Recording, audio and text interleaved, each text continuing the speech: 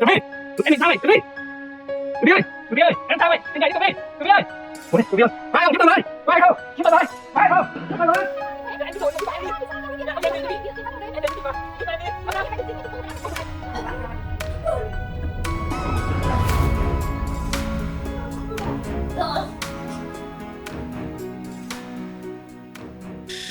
Em ơi, chị nắng dậy em ơi.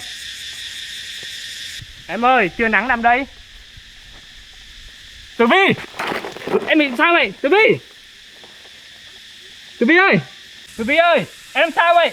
Tỉnh dậy đi Tường Vi, Tường Vi ơi, có ai không? Giúp tôi với, có ai không? Giúp tôi không? Có ai không? Giúp tôi với. Chết cha rồi, trong rừng hoang vắng này làm gì có ai? Biết bầu bì đi đâu mà để ngất xỉu này. Tường Vi ơi, Tường Vi, đây xa thành phố quá, xa ngoài nông thôn lắm. Tạm thời cứ đưa, kiếm trại nào cho nghỉ ngơi xử lý trước thôi. Cắt rồi, cố lên em ơi, cố lên.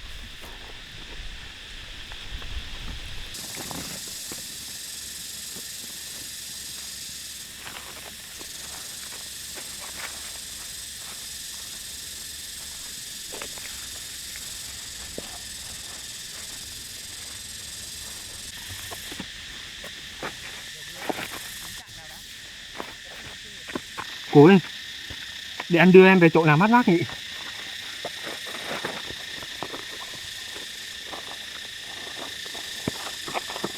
Cố lên em ơi, cố lên, cố lên. Tụi Vi ơi, có ai không? Giúp tôi với, có ai không? Giúp tôi với, có ai không? Giúp tôi với. Cố lên Tụi Vi ơi, cố lên em ơi, có ai không? Giúp tôi với. Tụi Vi ơi, cố lên em ơi, giúp tôi với. Tụi Vi ơi, cố lên, có ai không? Giúp tôi với. Cứu người.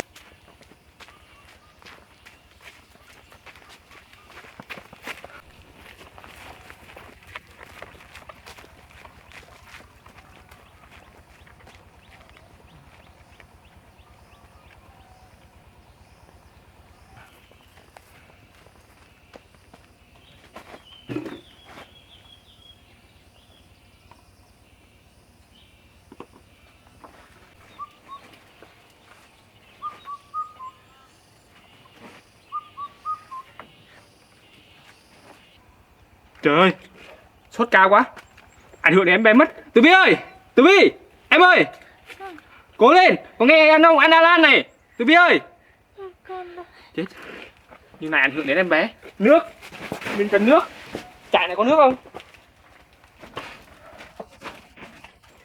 Đây, quanh đây không có nước. Cố lên em ơi, cố chống chọi cho em bé nữa. Nước, cô ấy cần nước.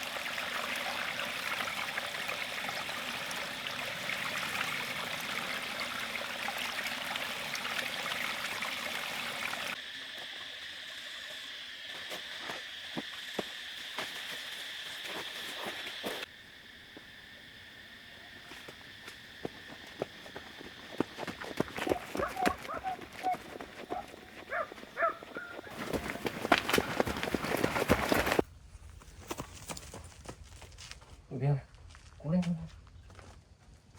Sao mồ hôi nóng này, mồ hôi ra nhiều quá.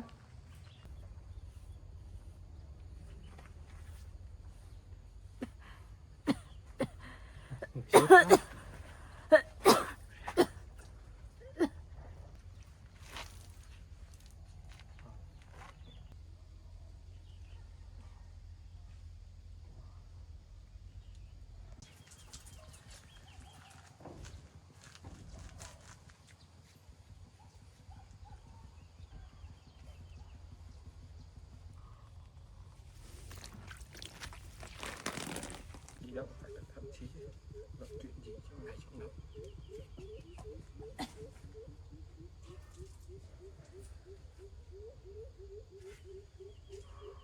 nóng quá.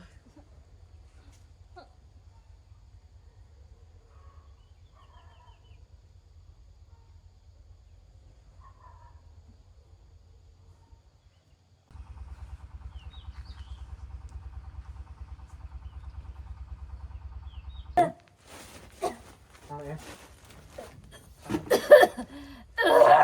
Ui. Sao vậy? Sao vậy em?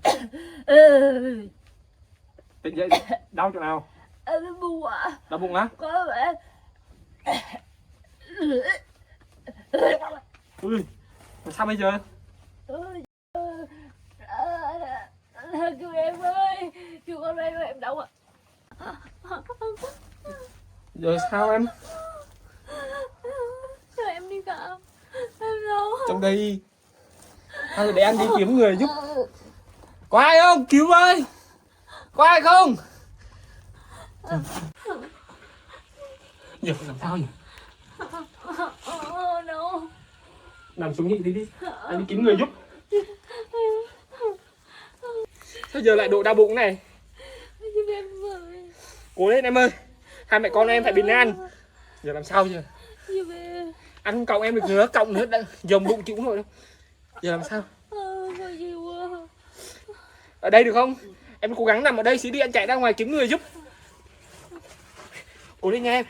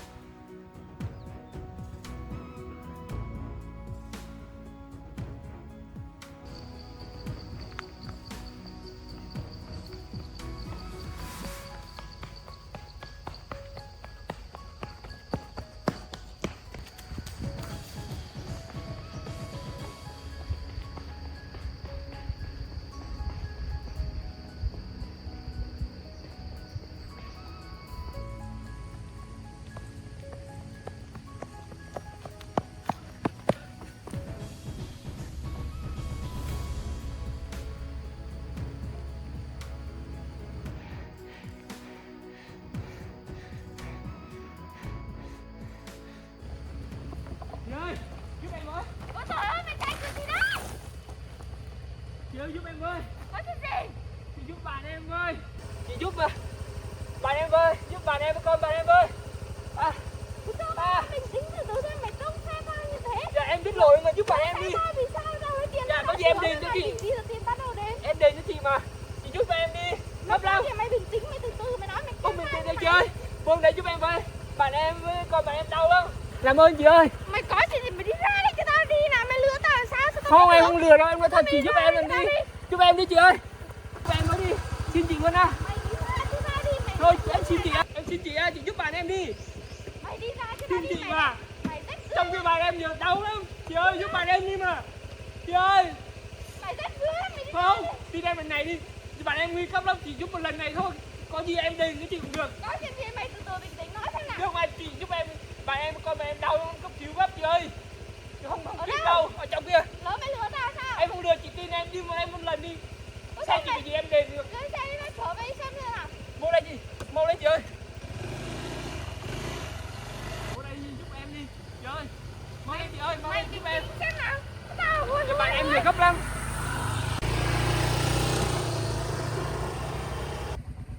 Mau lên chị ơi, cô ở đây này. Đây. Mua nhanh lên chị ơi. Chạy chứ.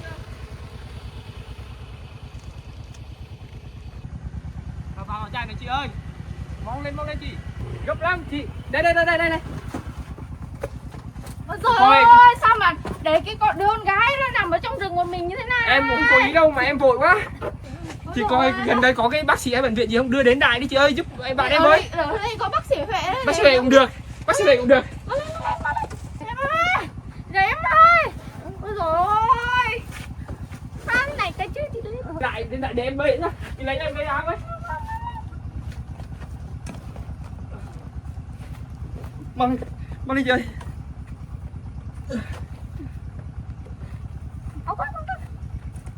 Đi đâu? Cố lên nha em ơi. Đi chị ơi. Được rồi, đi nhanh lên chị ơi. Nhanh lên, nhanh lên, nhanh lên.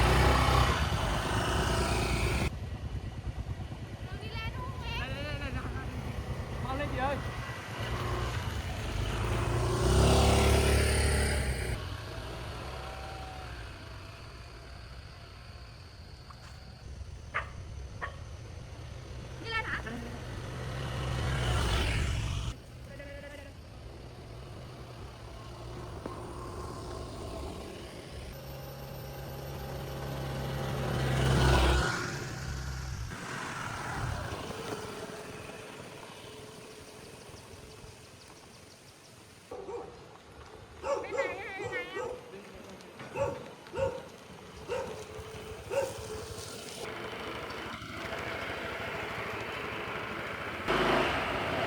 Bác sĩ Huệ ơi. Bác sĩ Huệ ơi. Bác quay giúp cháu với. Đây. Dạ bị ngất à. Bị nặng lắm, bác quay cấp cứu giúp cháu ấy. Rồi hôm qua bác mới khám ấy, thấy bình thường mà mọi cái là ổn hết, tim thai bình thường mà sau này bị vậy không biết nữa. Tội nghiệp. Thôi trường hợp này không vô được đâu, bác cũng không đủ đâu ngày được. Thôi đi viện gấp đi.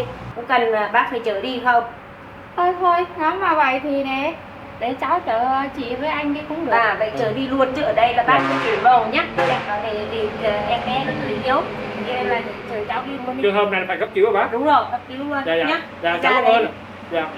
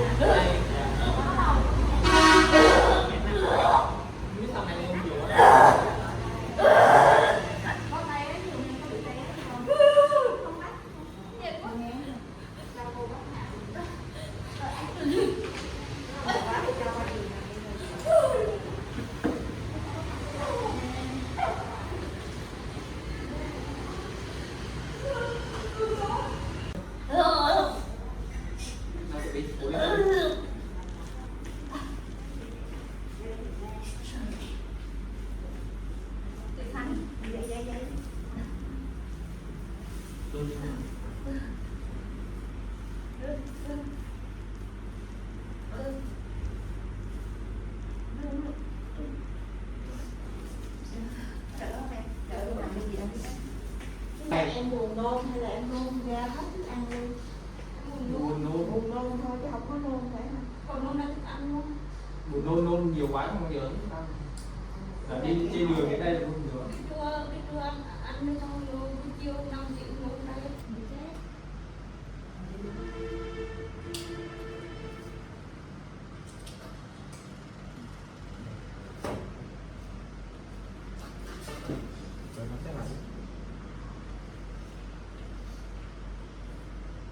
Nôn thôi chứ không có đau bụng.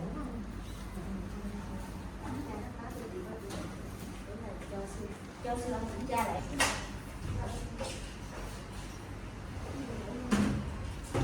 Đỡ đầu nha.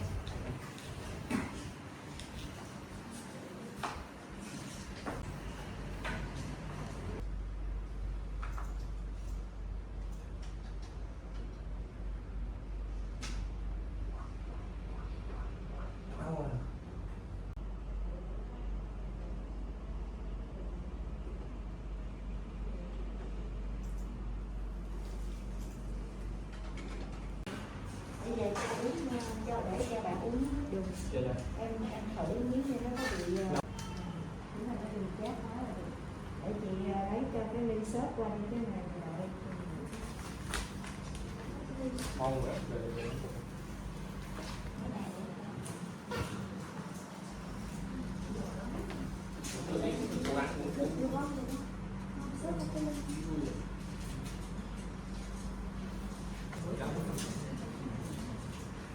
Cái nước giếng là bây giờ chị cho uống nè.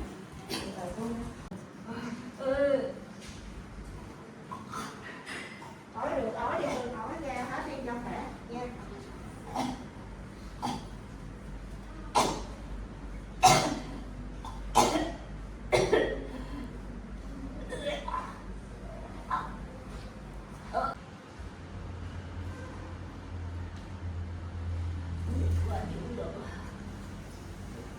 Em xin cái gì?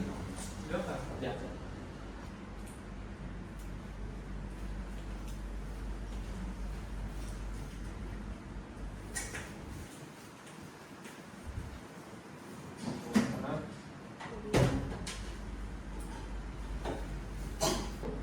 Không. Sao nữa? Được ơi, ngược lại đó. Uống từ từ được cho ráng quá, cũng ói là ráng quá cũng ói. Cứ từ từ thôi.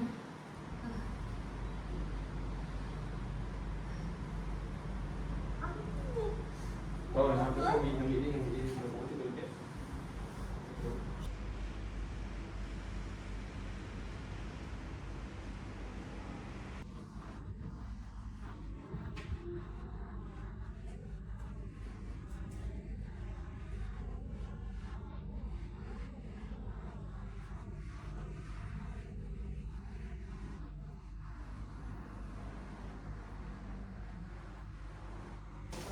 Nãy chị thấy cho mình để cho bác qua đó để em nói chuyện với bạn. Ý là cái phần sản nó ổn thì chị mời bác nội hội chẩn để điều trị cái viêm đường ruột cho bầu nhé.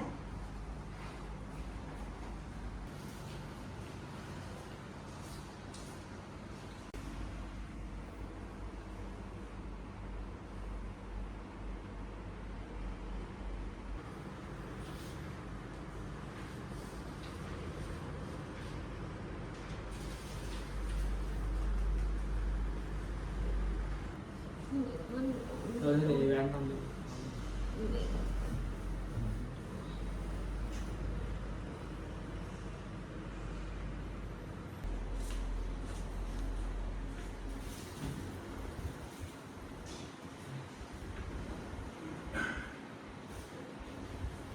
Gặp được cái nữa.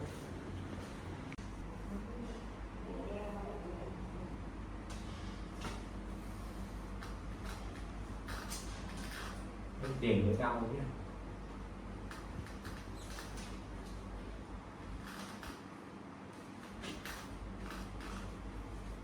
Đây còn bao nhiêu tiền và gì nữa, cái ưu tiền thuốc.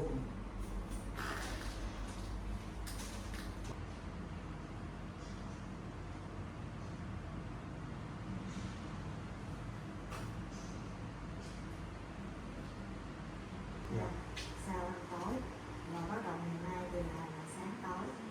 Vâng. Cái này thì ngày mai đúng nè, rồi xong. Rồi cái này 22 giờ nếu mà còn ói nhiều nữa. Sau 10 giờ còn nói uống thêm ngày là xong. Tối nay đó. Dạ. Sau ăn tối và bắt đầu ngày mai từ là sáng tối. Vâng. Cái này thì ngày mai đúng nè, rồi xong. Cái ngày 13 mới uống nhé. Chị có ghi rõ ở đây là bắt từ ngày 13 trở đi mới uống mỗi sáng, đi sau ăn nhé. Chị ghi rõ. Rồi, ghi rõ cái này rồi. Cứ uống là uống cho tới khi hết thì thôi. Dạ. Rồi.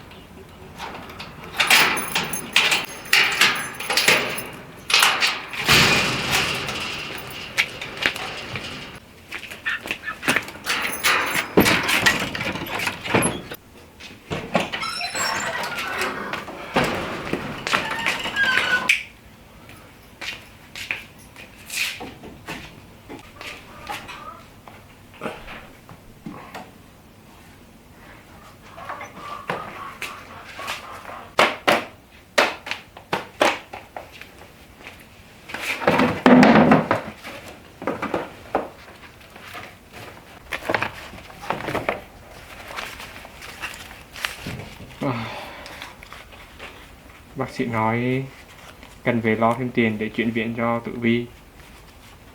Mình giờ chỉ có một chút tiền trong người à. Đây là tiền trọ tháng này. Từng này không đủ rồi. Chắc phải lấy tiền tiết kiệm mình gửi cho mẹ. Kệ đi, tầm này cứu người quan trọng hơn.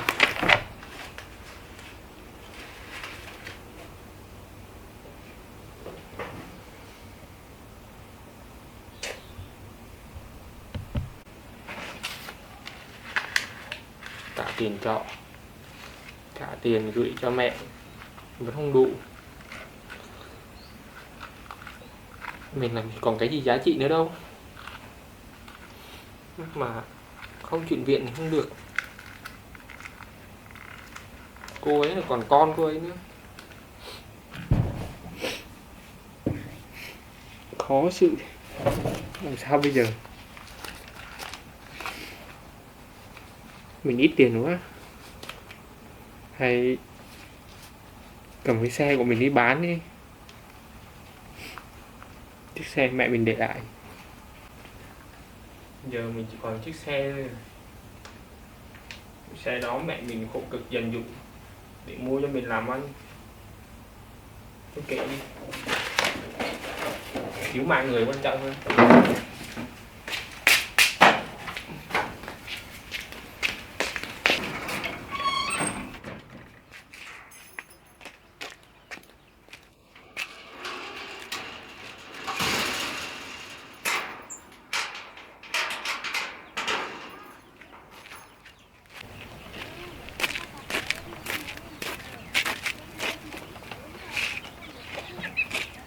Xe mà mẹ mình dành dụng cả đời, bà ấy không nợ tiêu,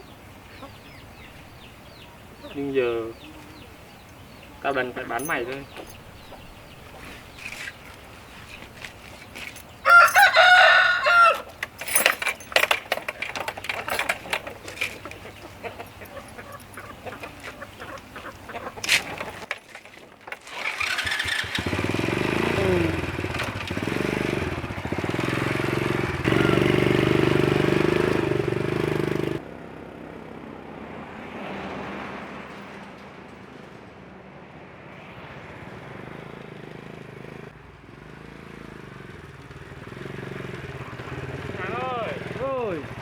Chú mua xe không? Có. Chú có mua xe không chú? Có. Chú coi thử cái con này của con được bao nhiêu? Thế tàn quá rồi. Tàn quá. Chú coi gắn cho con được giá cao nhất có thể. Giá cao nhất 1,5 triệu. Triệu rồi à? Được không? Được làm đi. Chú không gắn được cho con thêm ít trăm à? Vừa thôi chứ có đâu nữa. Tàn quá rồi. Tàn quá. Được làm việc rắc rắc. Con tiền gấp thôi chịu được con bán. Rồi ok. Dạ. Tiền. Rồi giao tiền. Giá được thêm 100 rồi chú. Rồi ok rồi.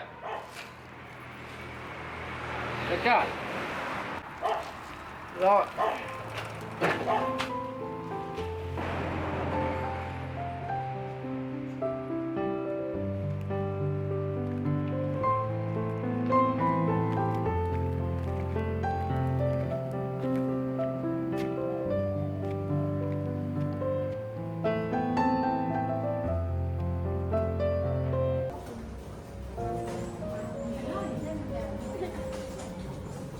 Giờ đi sao? Cố gắng chăm sóc sức khỏe là được.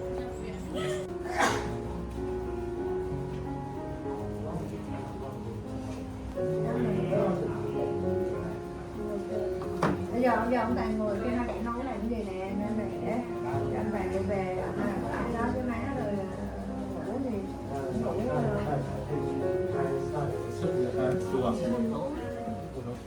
phải em lên xong rồi đang ngủ rồi. Được không? Thả lỏng đã, thả lỏng được.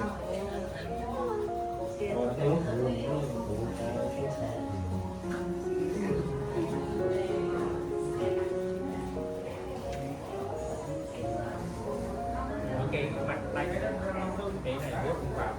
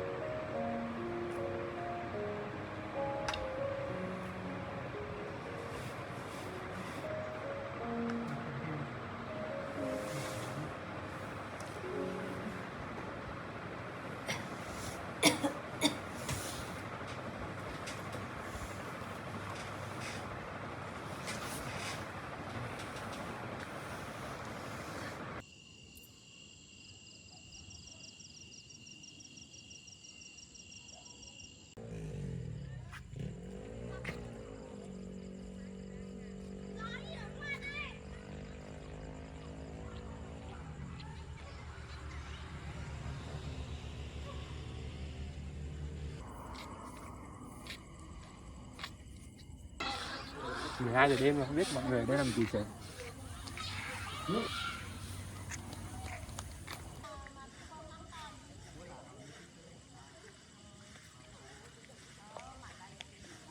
Giờ đưa được cô ấy đến bệnh viện tuyến trên rồi,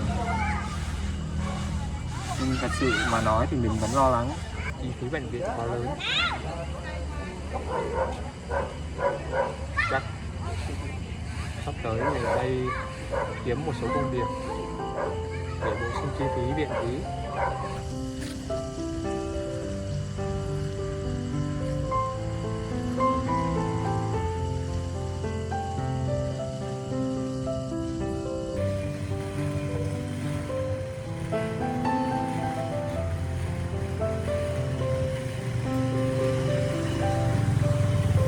Hỏi với, ở đây có nhận người làm không? Ở đây đúng rồi em ơi. Ui, được rồi, em cảm ơn.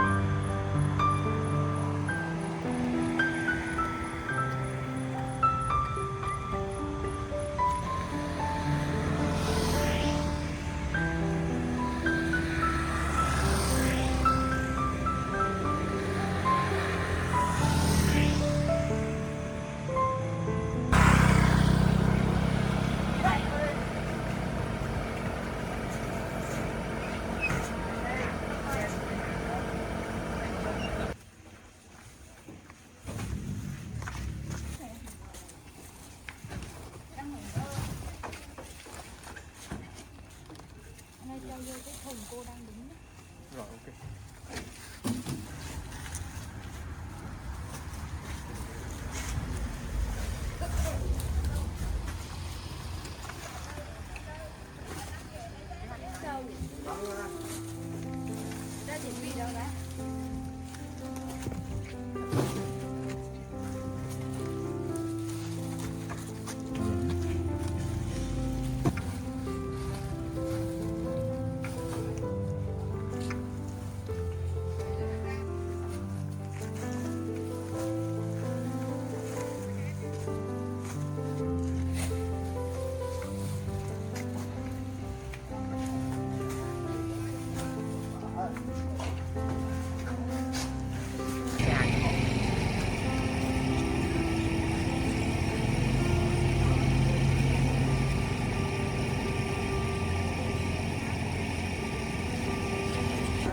Ok, để em lên đây.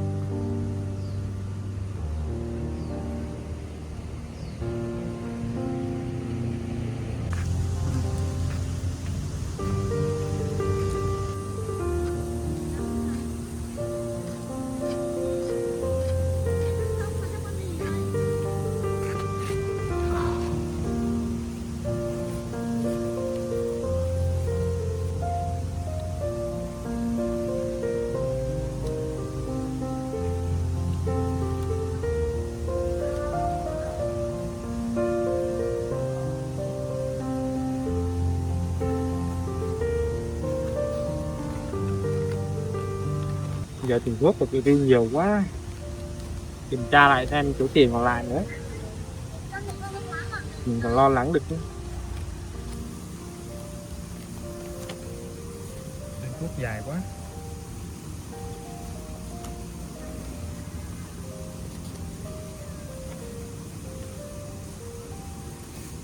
Chưa kể tiền khám nữa.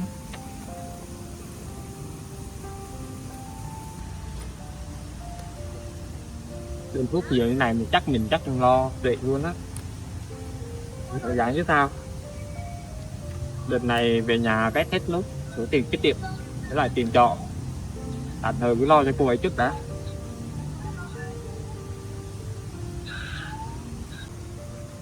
Tuần trước tiền viện phí là 1,7 triệu, cái xe bán được 1,5 triệu, rồi tiền cước ở bệnh viện cũ nữa, thành ra không đủ. TV nói là về lo cho Linh Đồ nữa. Đợt này về mình chạy qua Bắc Lộc lo cho Linh Đồ, rồi sạch tiệm hỏi xem chú Hùng như nào, chứ thực sự một mình không gồng nổi.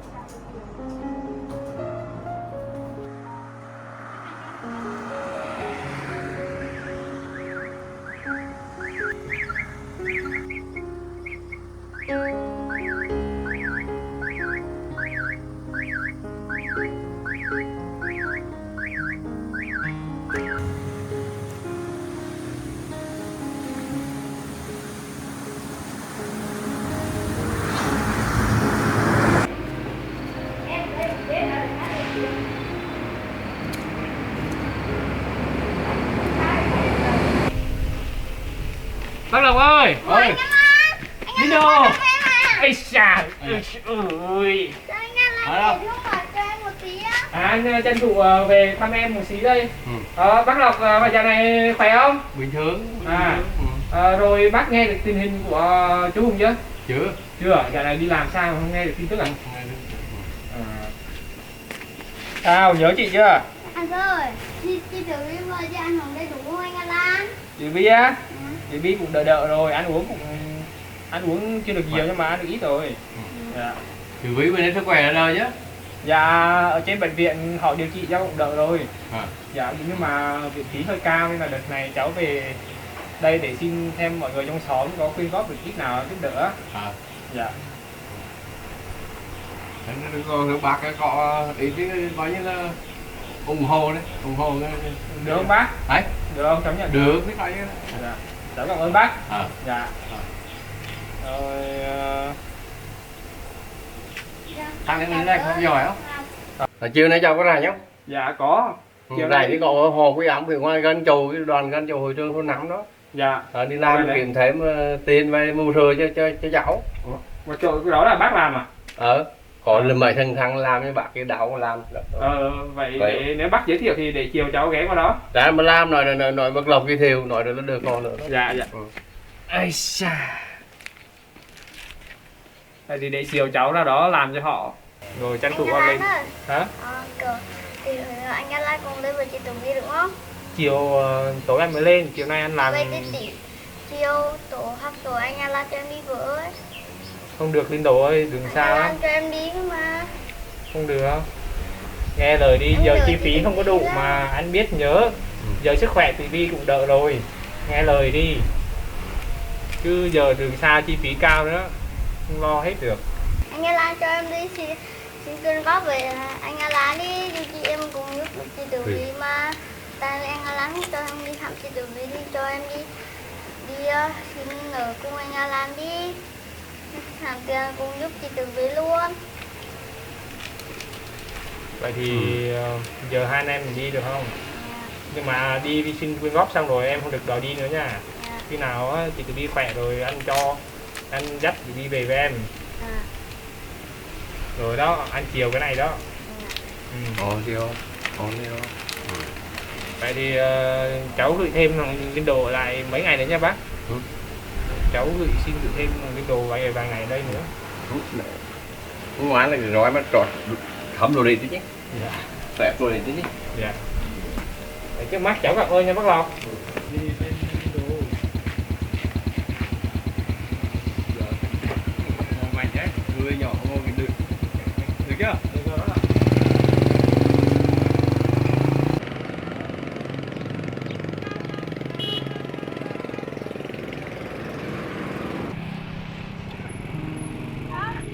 Đấy, nói sao em gái em thôi. Là xin hỏi em có biết đời gì không?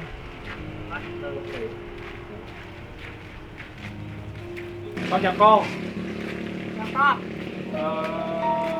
Cô chào cô, có con bé hay đến đây á, mang bầu tên Tường Vi á, hay đến đây bán đồ cho cô á, cô biết không? Con bé bán rau phải không? Dạ vâng. Đợt này thì cô bé nhập viện rồi, có bầu nhập viện mà chi phí điều trị lớn quá, thì gia đình của cô bé với lại con á không đủ gì chi phí điều trị, thì cô mong cô với lại hàng trong xóm á có thể giúp đỡ được một chút không? Cô ơi, con bữa bây giờ con không lấy trả tiền đâu để Rồi có chi để bà nói xóm rồi thôi bà chặn thuốc lòng hậu tâm thôi bà gửi về con ấy cho chị Tử Vi với nghe. Đây bà đợi con nha. Thôi cháu ngoan nha, cố gắng lên nha, đừng buồn nha. Con cảm ơn cô. Rồi.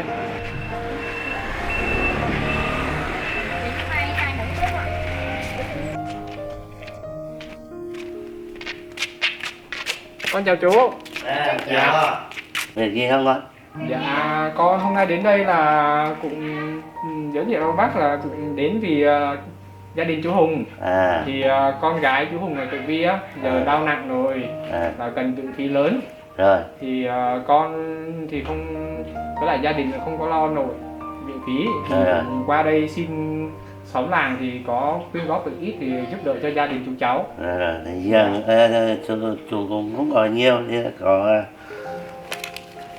chút ít gì ủng hộ nhé. Dạ. Đây em trai của Tường Vi. Rồi. Chúng cháu cảm ơn chú nhiều. Rồi ok. Dạ. Rồi. Bắt tay đấy.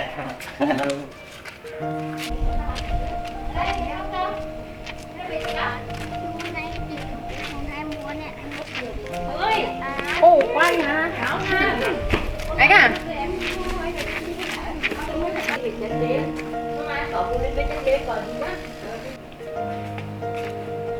Còn quyên góp thêm cho mình được từng ngày là tiền được. Cháu chào ông ạ. Dạ. Đâu? Giờ cháu đến đây là đại diện gia đình của bác Hùng á. Giờ con gái đầu của bác giờ đau nặng, cần viện phí lớn á. Thì cháu đi quanh xóm làng để xin quyên góp. Còn đây là em trai của cô bé. Dạ, mong ông giúp đỡ cho bọn cháu được chút nào hay chút đấy. Thì nói chung gia đình thì cũng có nhiều. Thì cũng có ít lòng nhiều thì cũng Đưa tiền cho cháu. Đưa tiền cho cháu. Cho cháu là ủng hộ thì nói chung là buổi cảnh nó Dạ. khó khăn thì cũng mong cháu thông cảm. Rồi tiếng này quá nhiều tấm lòng của ông là quá nhiều với cháu cảm ơn ông nhiều. có tiền Lý do chi phải cảm ơn phải không? Dạ Rồi đồ ơi, Dạ.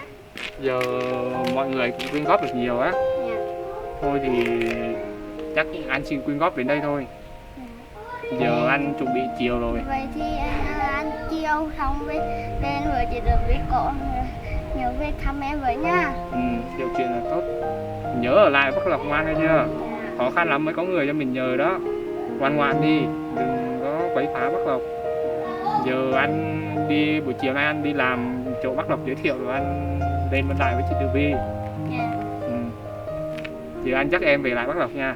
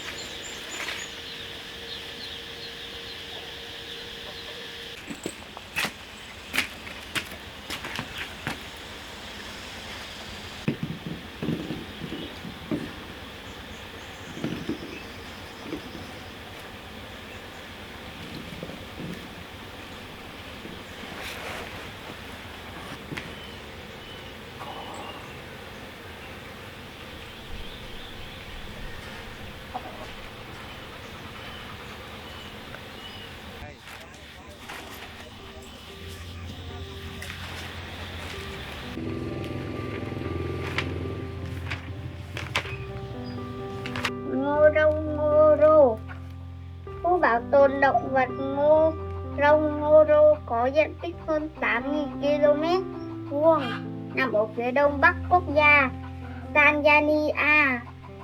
Tên miệng núi lửa Ngorongoro, một núi lửa lớn nằm trong vườn quốc gia Ngorongoro.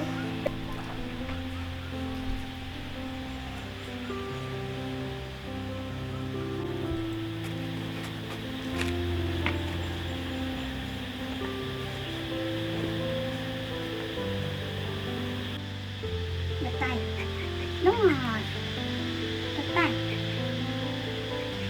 đúng rồi, giỏi quá, đặt tay, đúng rồi.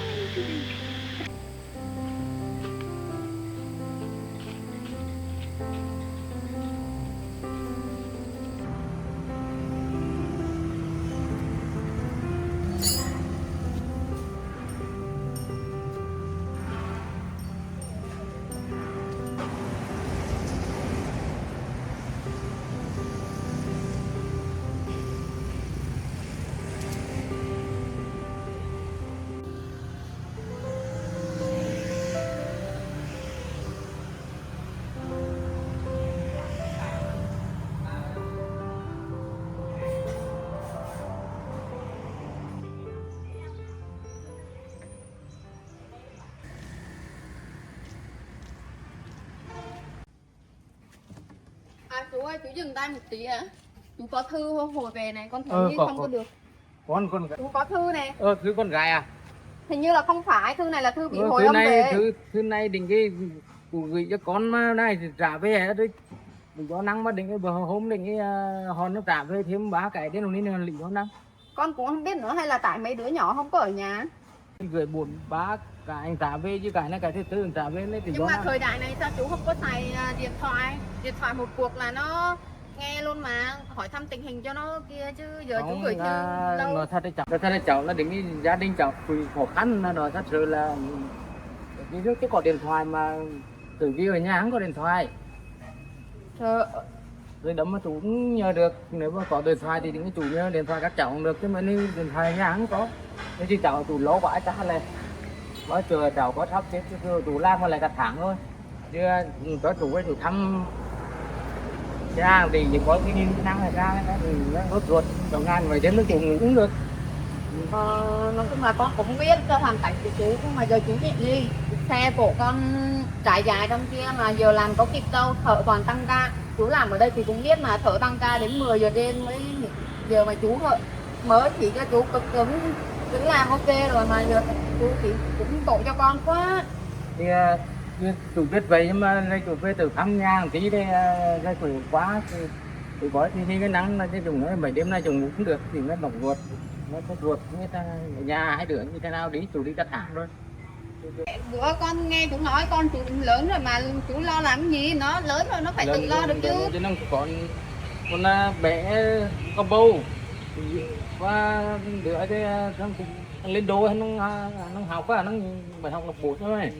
Đây chỉ cùng ấy có ruột quả đó thì đi có sắp xếp cho từng đổ về đây cho tụi gặp chân công việc nghe ổn tụi lên lên à.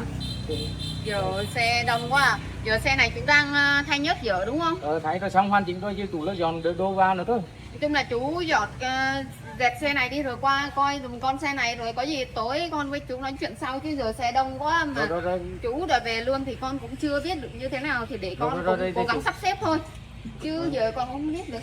Thì cố gắng sắp xếp tụi về thăm nhà cũng tụi nó sốt ruột lắm. Chú cứ làm xong xe này đi rồi qua xe này coi dùm con cái đầu xe nha. Tại vì xe này lên buổi sáng giờ mà cũng chưa có thời gian để sửa nữa. Xe này nó bị hư cái động cơ này này, thì kiểm tra coi không có tắt gì không. Rồi xong giờ con đi vô đây rồi có gì tối con tính. Chứ giờ đông xe quá con cũng không tính được đâu.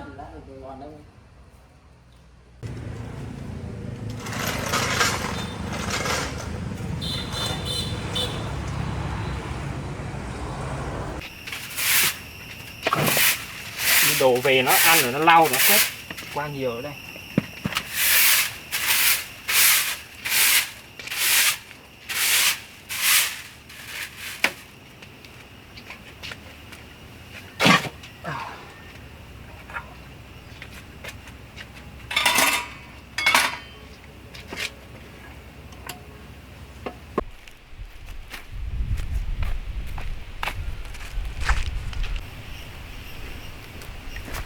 xem không ở nhà rồi chứ. Ông ở nhà mình mới dám vô, ông ở nhà không vô được. Hình như ông đi đâu ở nhà mà ai quét dọn nó không biết. Ai mà giống những cái ông hung.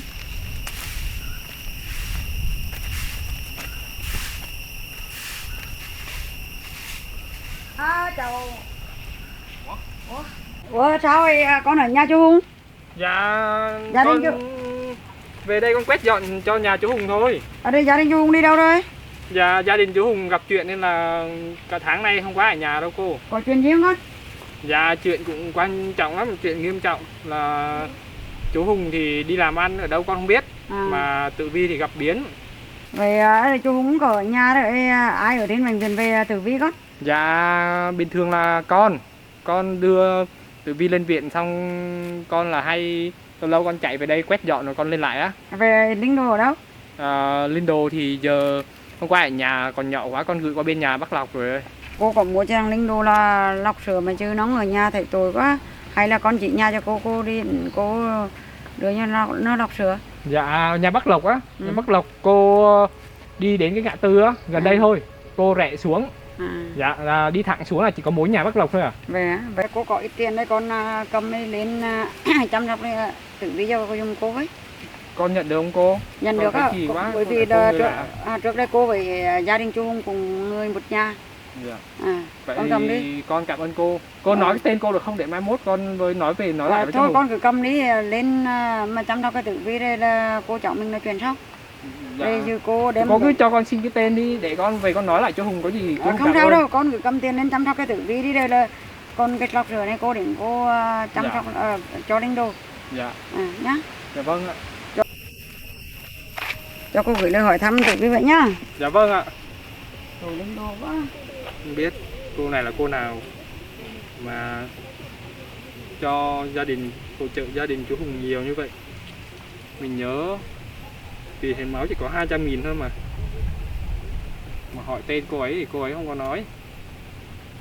Chắc cô ấy cũng có nỗi khổ riêng.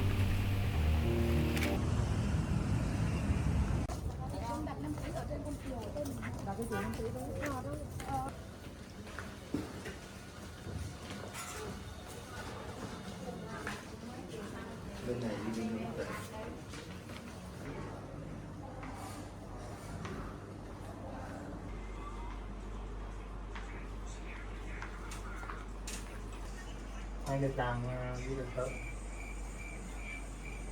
Anh nói đấy thôi. Nói phải không?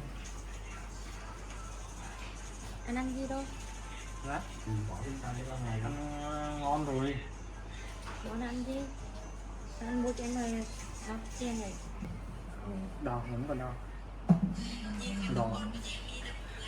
Giờ này còn đò nữa. Thích ăn thì để ăn mua thêm. Nhập bác. Cái lá ăn mua nó đâu ngon vậy. Để mai mốt bác làm thêm tiền rồi bác mua thêm cho nha. Ngon à. Ngon à. Ăn ăn đi. Thôi vậy. Đi. Ăn gì? Ngon đây.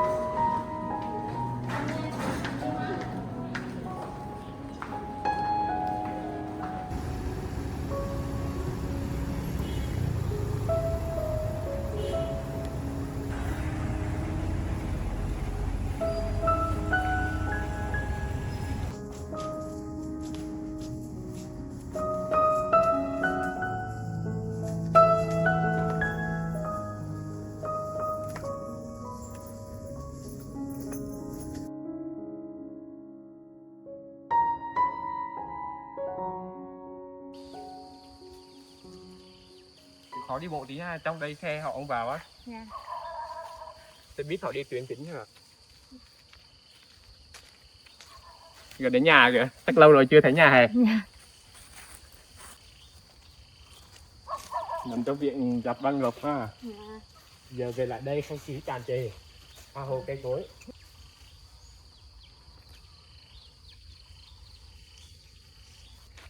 Em đi đâu cũng có bộ mẹ cũng có bộ ở nhà đi, mai có anh giúp đỡ em. Thôi mà chú Hùng đồ coi ăn đi cho người trong nhà giúp đỡ em có gì đâu. Cũng hơn Thảo này. Ừ. Mà Lindo anh gửi em Bắc Lộc biết chưa, nó học hành sao em biết. Anh lâu lâu cũng về thăm nó một lần thấy nó đi học bình thường mà. Khỏe không anh? Nhưng mà nó có hay lo lắng cho em. Dạ. Cứ mỗi lần anh về nó cứ kêu anh ơi xin cho đi thăm chị Tử Ti, nhưng mà xa quá.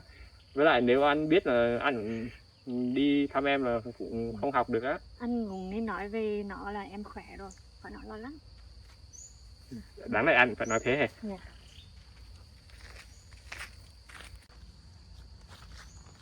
Cuối cùng được về nhà rồi Bưu Anh ạ. Ở đâu chứ, ở nhà thoải mái nhất. Đây, ở bệnh viện à. Bệnh viện nhiều không Ngợp thấy. ngợp mà em. Đâu ai vui vẻ khi ở bệnh viện đâu em. Về nhà là vẫn vui nhất. Cây phổi đây. Mà chú cũng đi làm xa cũng lâu ha. Là bố em đi làm để kiếm tiền cho em sinh đẻ. À. Em chuẩn bị đẻ.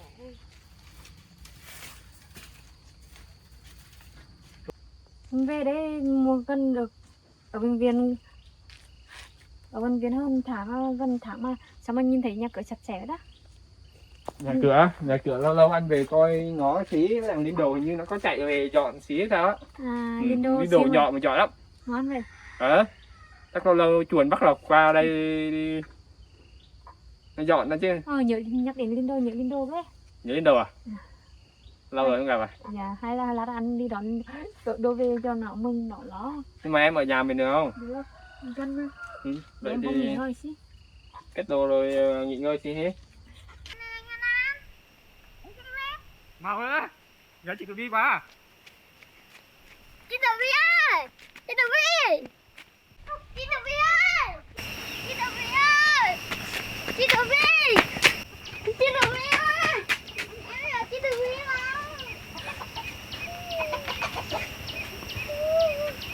Đâu không Chị phải. Tử Vi cũng khỏe không? Chị đớn rồi em ơi. Em ơi. Chắc em nhớ chị với bộ lắm à. Chị khóc không? Chị đâu rồi chị ơi? Chị đâu rồi chị để chị xem nào. Chào em sao? Chị chạy đi đâu có nhiều lắm anh. Chị ăn nó làm cái đấy được không? Anh nhìn em về đây. Chị xem nào, chị xem nào đừng có khóc mà. Rồi em mua hả? Em mua gì? Chị đâu rồi gì?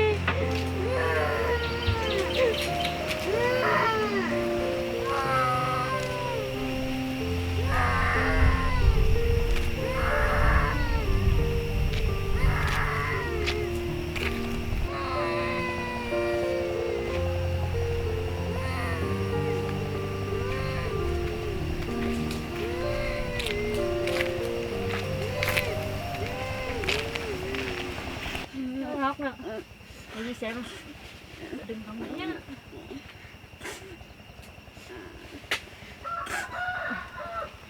Chắc anh nhớ chị lắm này. Anh nhớ chị nhiều bộ lắm đúng không? Mà chị đi dạo này có khỏe không? Cháu sao rồi? Cháu á. Cháu khỏe hơn rồi ạ. Cháu khỏe hơn rồi, em đừng lo lắng cho chị với cháu nhá. Cháu khỏe rồi. Mấy nhờ anh làm giúp chị á. Nên là chưa cả mẹ cả con đều khỏe. Chị nhớ bố à? Hai anh em mình đều nhớ bố. Từ vì em cũng nhớ bố lắm. Hả? Em chỉ muốn có nhà đi đoan tuổi em rồi chị Tử Vi về hồ với cháu thôi. Chị cũng nhớ bố lắm. Bố như nếu này bố biết cho bố có ăn đầy đủ không? Anh chỉ muốn bố ở bên cạnh chị em mình thôi, em đi không nữa. Nhớ bố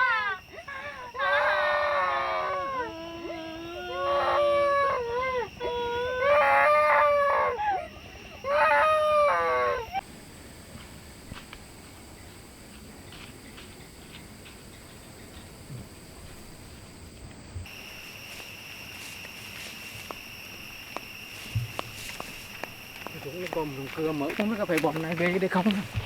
Đi đó từ phía.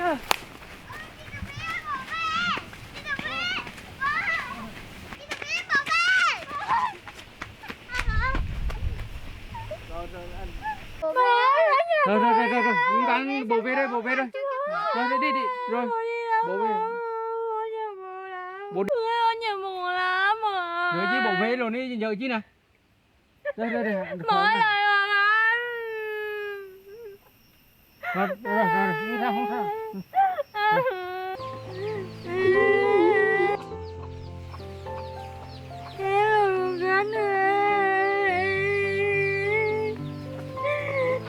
Không sao đâu, không sao, hai đứa khỏe mạnh này được rồi, không sao. Học khi nào về, bố về đây rồi đi mà, bố về rồi đi mừng quá đi, chứ về cho hai chị em khỏe mạnh này được rồi. Không khóc, không có nằm mà khóc, khóc khi nào, to rồi, lớn đây bố đấy rồi đi.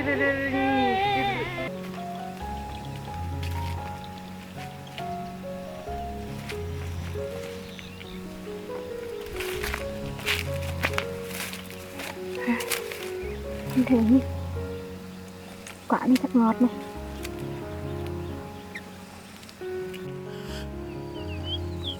Chắc ngọt lắm đấy. Ngọt đấy.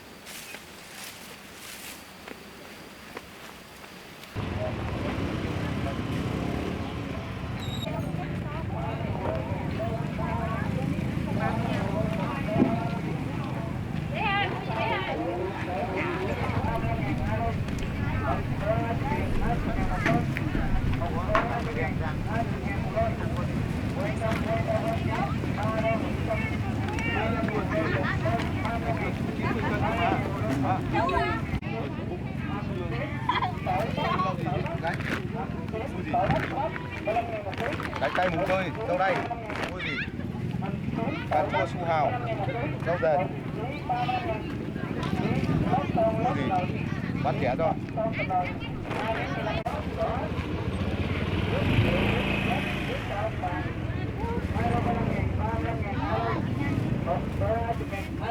Cái bóng này giờ bữa nay 60.000 một ký.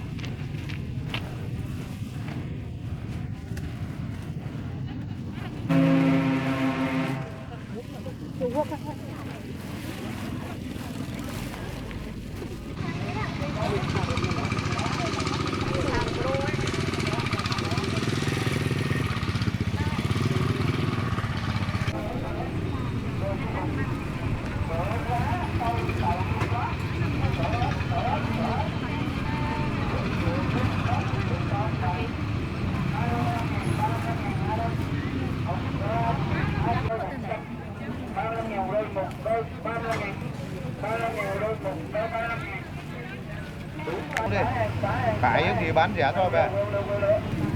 Quên đâu hơn chi 3 đôi 100 35.000 một đôi, một đôi 35.000 35.000 một đôi, một đôi 35.000 35.000 một ký, một ký 35.000.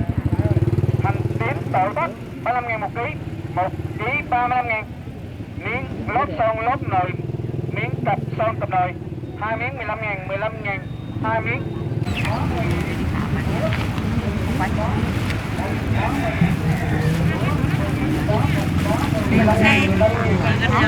Mua rau gì chị gái ơi? Lấy đi. Đây là anh vừa cắt xong. Ba cái bà ấy.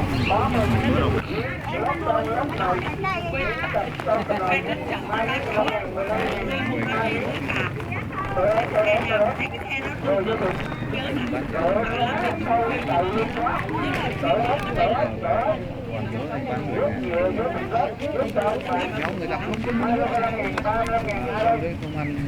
Bà nói có mà chị đó bé. Đây này bé, ủa đâu mà lại cái Qua giờ còn mới thì phát triển.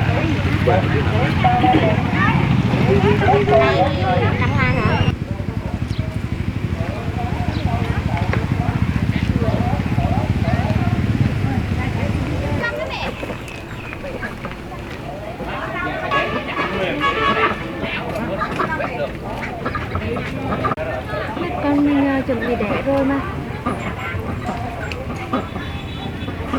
chưa mua được bộ đồ nào cho con hết.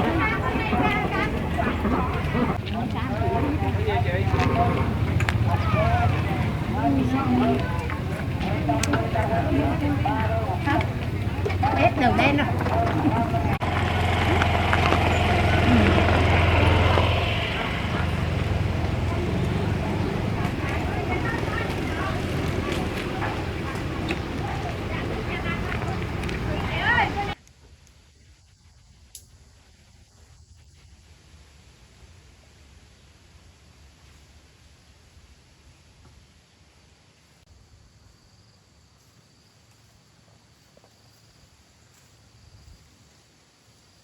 Sao mình đau bụng giống như chuyện già vậy đó. Không được thôi.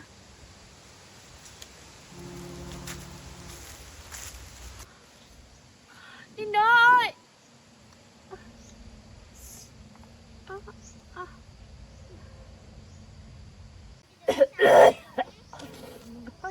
Chạy nước con.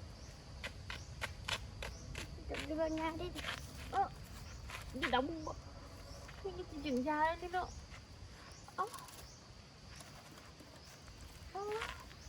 Đi từ Vi ra đi.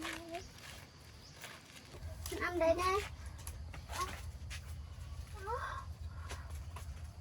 Đi từ Vi có sao không vậy? Em đi kêu bố em gì thì Đi từ Vi đâu em xỉ nhá. Đâu?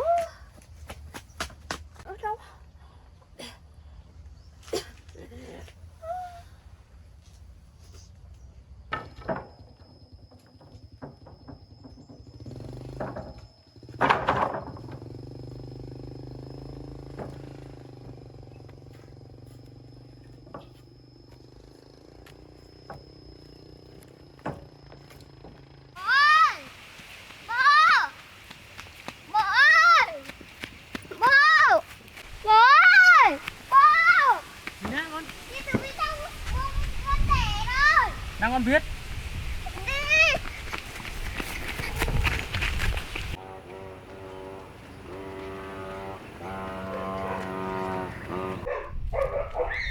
Này, đến đâu? Con vô Bạc Lộc, ở với Bạc Lộc ít ngày đây, đây bộ đưa chị về lên đây bộ về nhá. Bố không cho con đi với bố. Không, bữa sau khi mà lên ổn định chị sinh xong là không, nếu mà chị sinh xong chị mẹ chị khỏe, mẹ khỏe, con khỏe, là cháu khỏe là bố cho lên thăm nhá. Các bác Lộc có thông cảm cho bố, đến như bố nó không có việc mấy cái bác Lộc có chị Tử Vi sinh nhá. Rồi đâu nữa nhá. Đúng không? Bố. Ôi, Ôi, bố. Bố.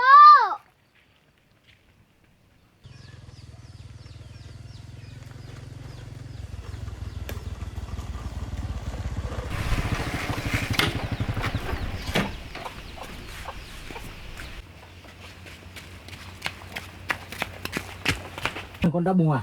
Bố về rồi, con đau quá. Thôi đây đau bụng.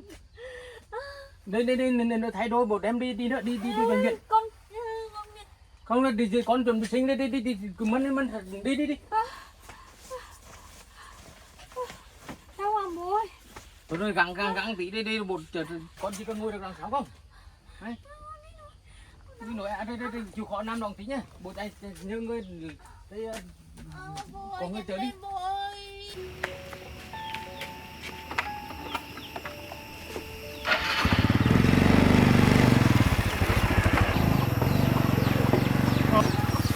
Đi xin rồi bác. Bí ơi.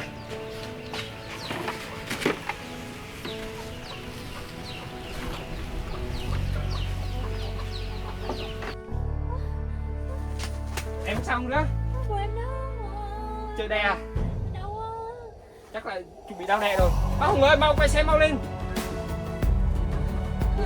Em biết đi.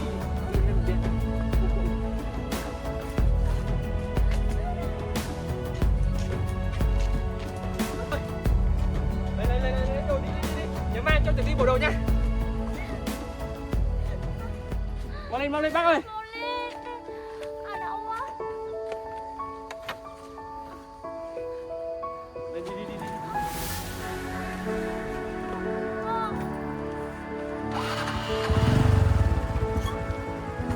Mau lên bác ơi.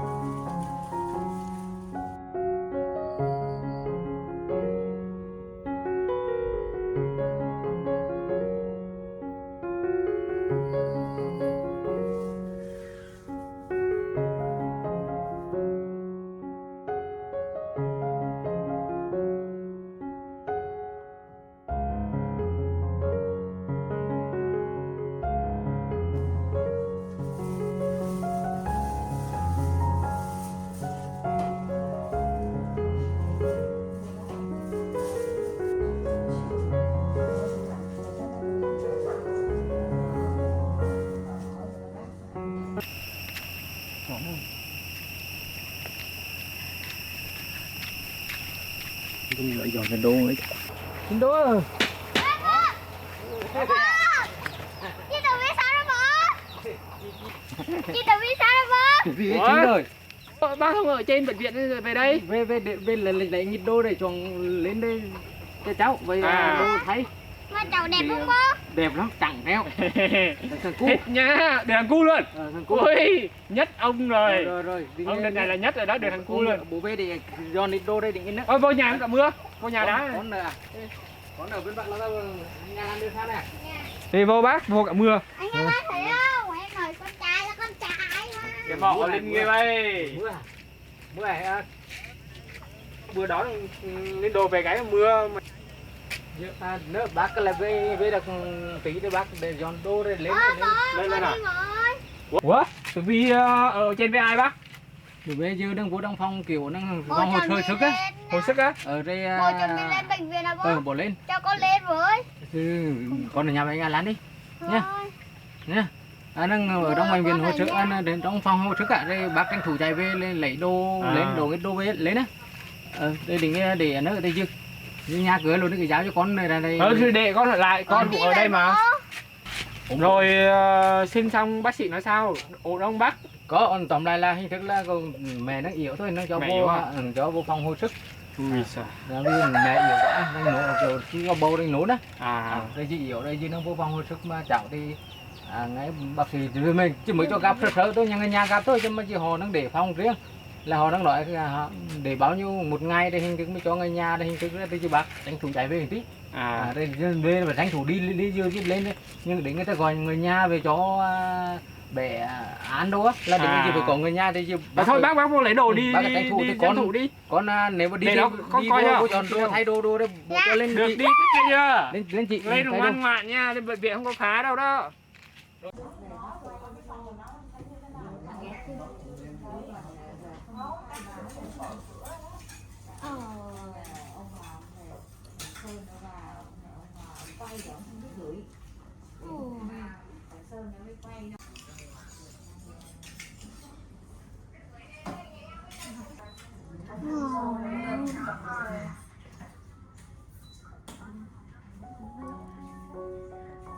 Ui.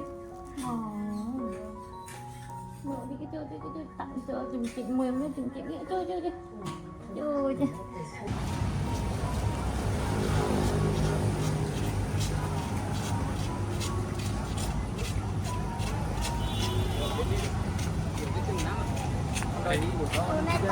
Chiều đến đường năm đi bộ đám đi.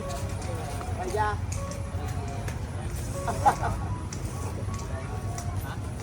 nó nhiều.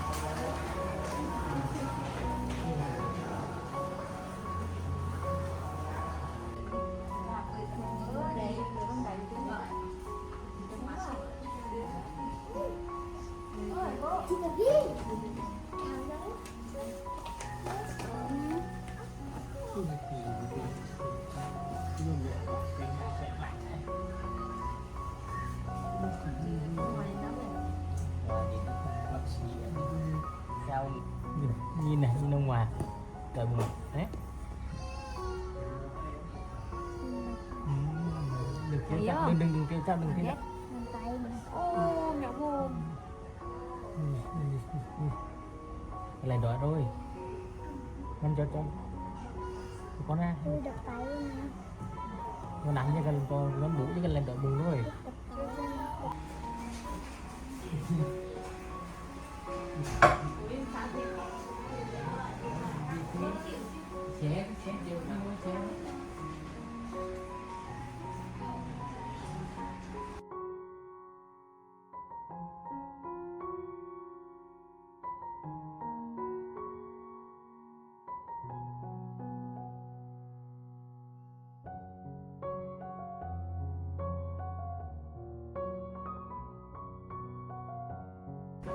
sao mày đúng không?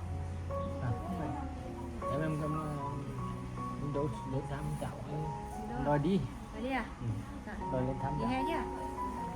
Dạ đi hè đây, đi hè đây mình cho lên đi.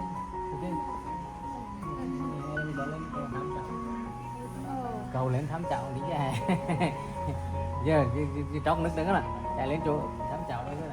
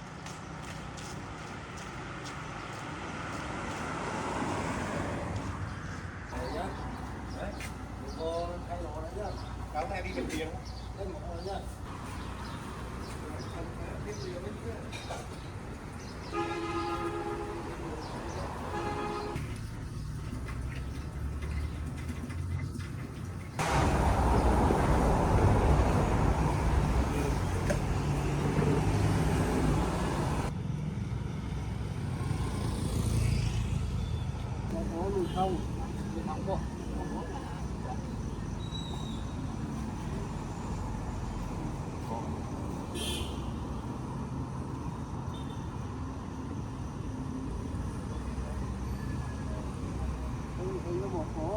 Dạ dạ.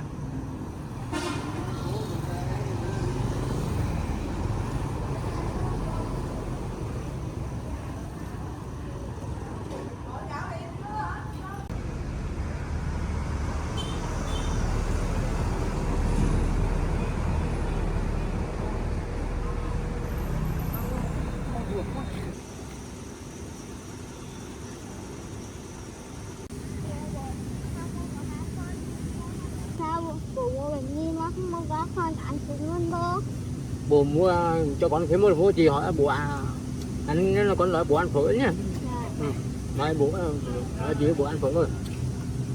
Bố mua cho 2 triệu của con về chị người tô á. Sao bố mua cá con luôn không? Bố không thích ăn phở. Để mẹ bố cái chị hỏi nó có lời nói với bố ăn rồi nhá.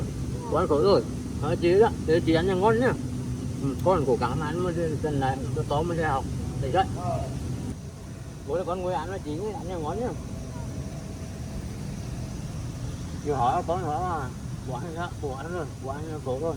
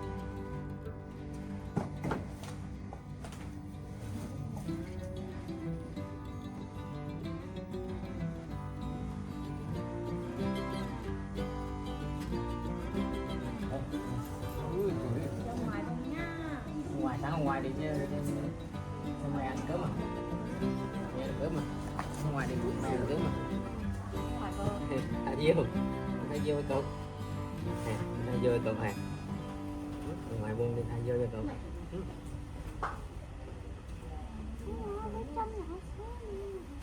Hai Diêu đã đi ra ngoài giờ cho mẹ ăn cơm con ăn cơm ăn thôi hả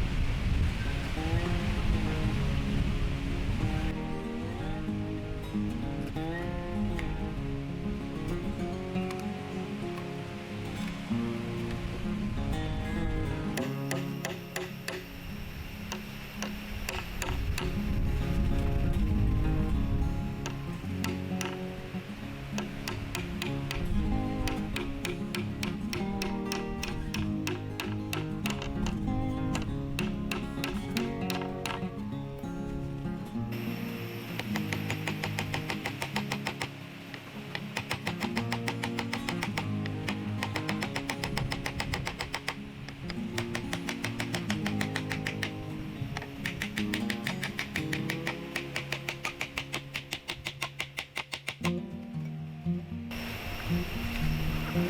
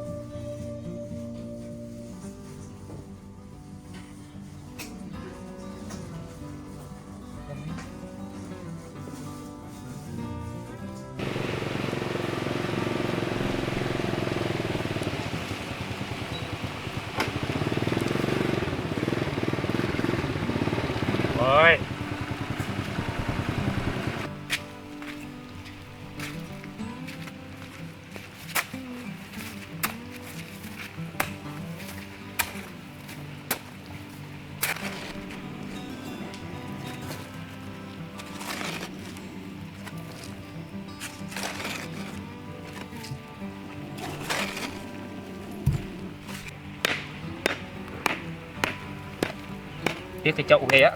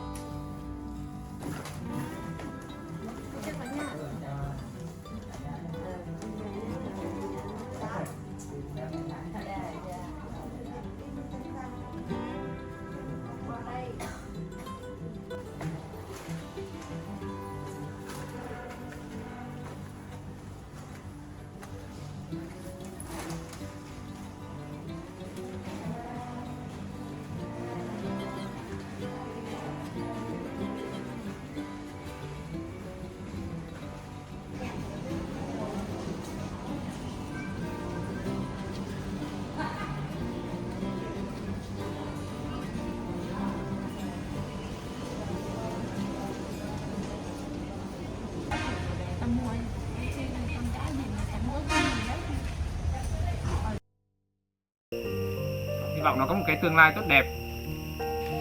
Lâu vậy ta, nóng sáng giờ luôn á, sáng sớm đến giờ mình không ngủ được.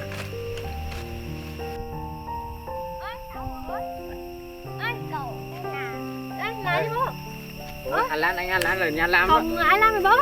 Con còn hóa kia. Lại xem thử đi. Em hả, em là ta. Ồ.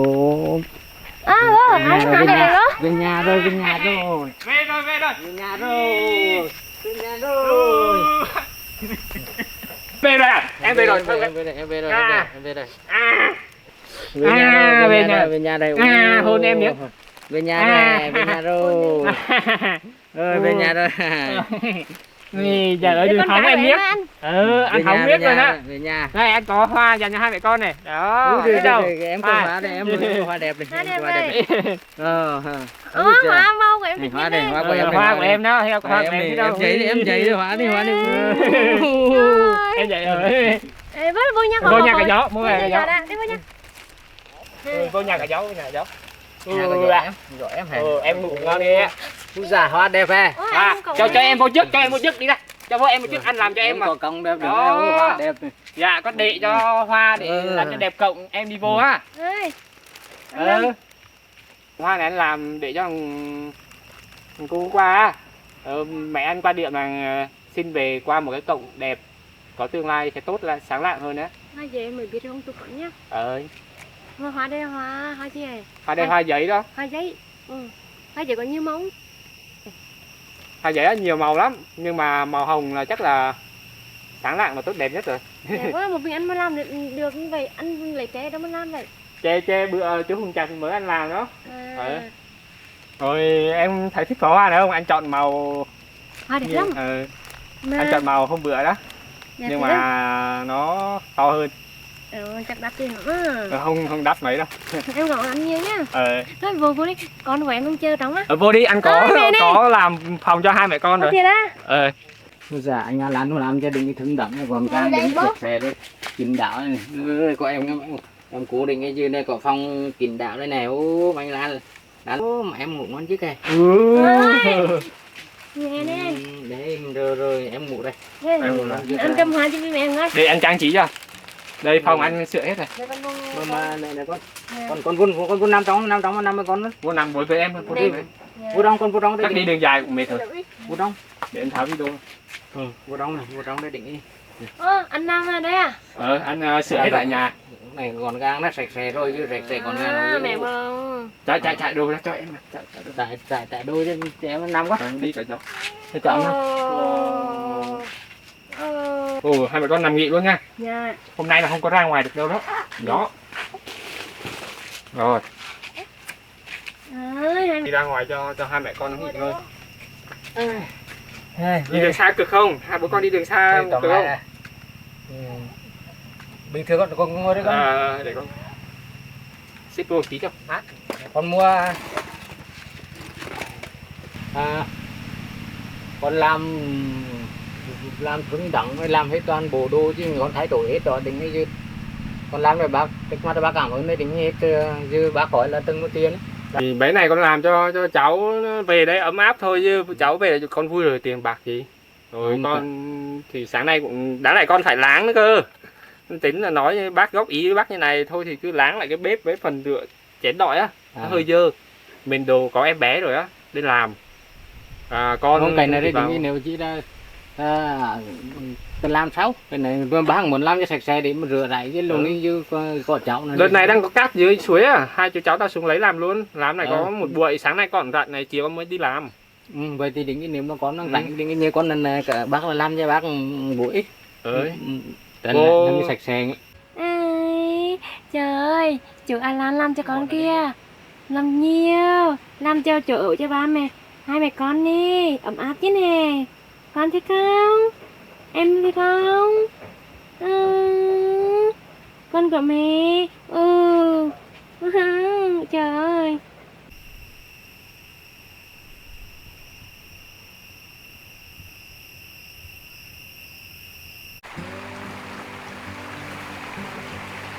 Đây là đây.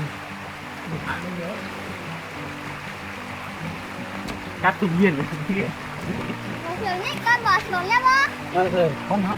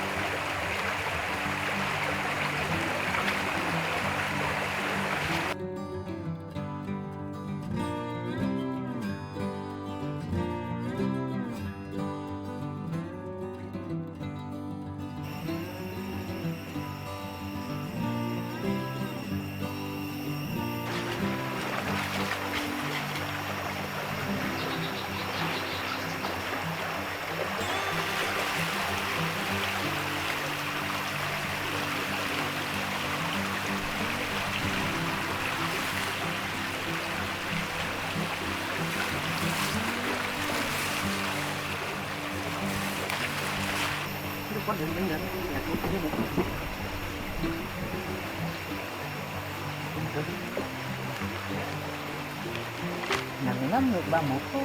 131 thôi, xe tới không một đâu. 131 trên 1 tháng tới thế này. Nặng lắm. Cát ướt mà mẹ. Này.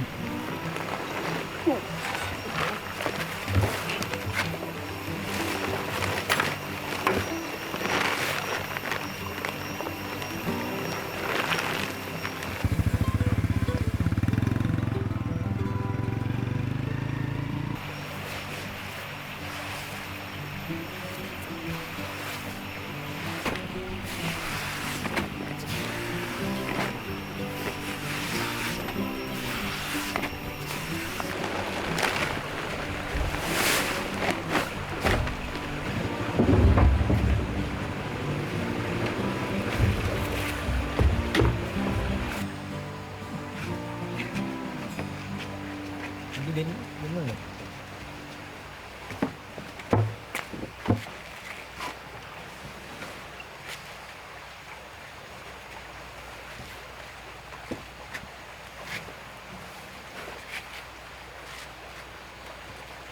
Wow, nó sợ lắm.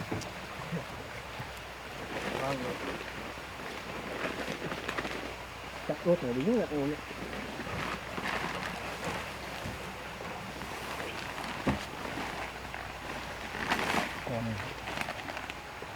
Thôi này chạy cùng bên đây khác. Con lắm. Được. Được.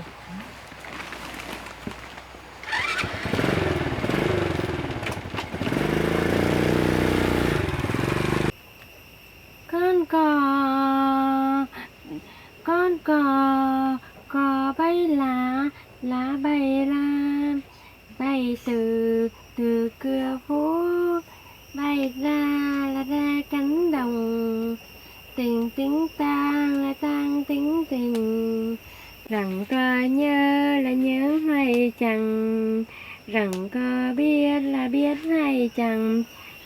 Em cũng ngủ rồi đi. Nhìn em cô dễ thương quá à. Nên nó chậu đào bông được với em và chị Tử Vi. Hả? Nên nó chậu đào Nó bông nhỏ làm em à? Chờ khi nào nó hơn 1 tuổi. Nó hơn 1 tuổi sau này nó biết chạy đi ra, nó chơi đá bóng với em được rồi. Là hai cậu cháu cùng đi chơi đá bóng hè. Hai cậu cháu đi cùng đi chơi đá bóng. Nó không nghe gì nó đợt nó ngủ. Rồi em đang ngủ rồi. Gì nữa? Trải chân đâu đây cho chị đã Đầy cái nát. Rồi chị đã cho em cô ngủ nhá. Sau này em nằm về cạnh em cú nhá, để thổi nhá.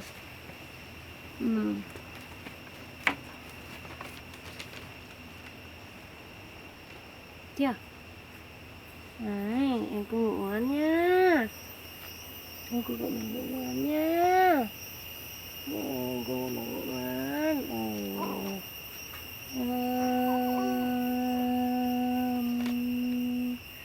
Con cò bay lá bay la, bay từ cửa phố, bay ra là ra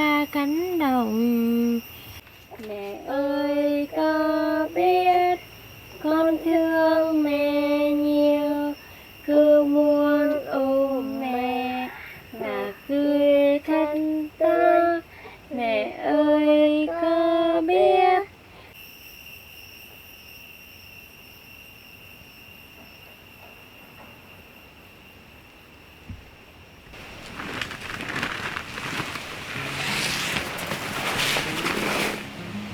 Trộn ngay dưới nhà đúng không?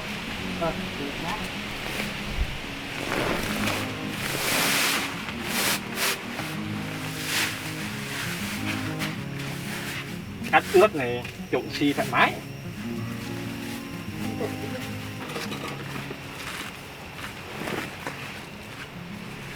Hồ dầu thì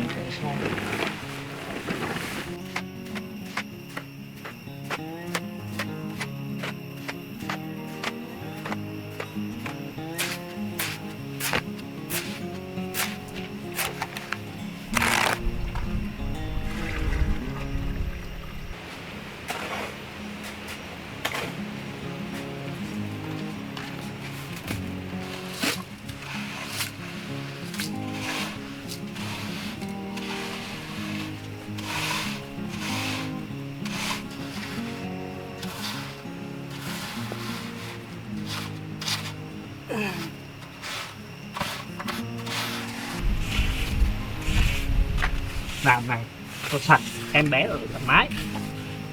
Thao mấy con này chậm lớn nó đến ăn đi ăn coi đỡ bẩn á.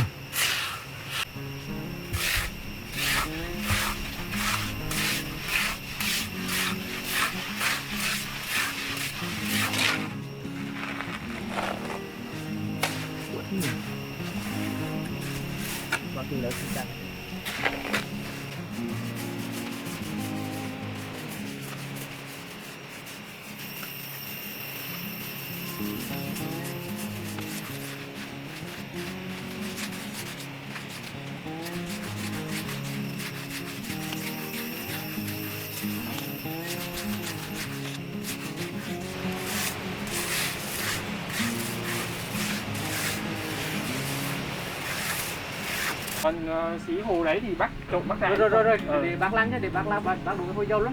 Con chứ mà chiều về trong sớm nhá. Về trong sớm nó bác mình cái cơm có từ biến. Cho mình cái cơm này ăn cái cơm với bác nhá. Rồi. Nhá, về trong sớm nhá. Dạ. Bây giờ ai đi làm cho họ mà những ăn cơm thôi, đừng ăn là nó thông cảm nhá. Dạ vâng ạ.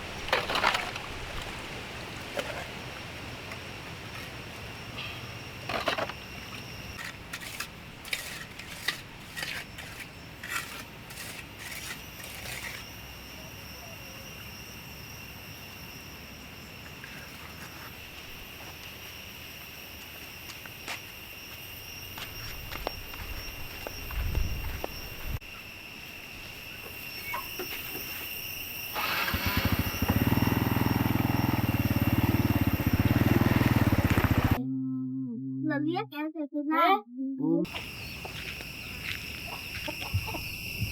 Con sắp đồ ra. Giờ con cũng sắp đồ xong rồi. Messi ơi, chú đi nha. Cháu Lan đi nha. Chú chơi nha. Đi đây, vài hôm chú lại lên. Ít bữa này là chú lên. Chú Lan đi nữa, bữa nữa về với cháu. Rồi. Đi ngồi cháu nha. Thôi thì các con về ít hôm rồi con lên lại. Rồi con về đây cho bác Thủy lên hoa tắm anh em nội ngoài vậy đấy nhá. Dạ vâng ạ. Của anh em nội ngoài đây. Đưa em mày lấy bánh ăn lên con mắt. Cho em xí. Lấy bánh ăn. Đi đá ở nhờ rồi còn có quà nữa. Lấy bánh ăn nhờ ăn trở đường xong đây. Ở chị viên năm qua giùm em nhá. Là gửi đây hỏi thăm qua cho em. Quà này là quý lắm á, ăn thấy ngon mà. Làm với em cả ngày thấy kỳ công. Messi với lại là Lindo đi nha. Đi nha. Anh cảm ơn nha anh chị. Ui quý quá, có quà về nữa. Gia đình bác Có chi con. đối chuyện tốt. Cái gì? Dạ. Cái tình cảm. Dạ, dạ. Qua bác là có gì đâu. Ở đây con đi nha. Rồi. Đi kịp xe nha. Dạ con đi cho kịp xe rồi, có Rồi. gì ở đây sắp xếp kiếm được khu đất nào thì báo cháu nha. Rồi Dạ, cái đây bác sắp xếp sắp. Dạ. Cháu cảm ơn gia đình. Rồi. Thôi Anh chào cả Lan nhà, giờ cảm ơn cả nhà. giờ biết đây, trường đây, chơi về em Con đi đây. Rồi. Lại nhớ vào chăm sức khỏe nha. Con đi vài hôm lên. anh nhớ bé sớm nha anh. Nhớ bé sớm chơi về em á. Rồi hai chị em yên tâm. Đi vài hôm mà lại lên phải lên kiếm tiền chứ.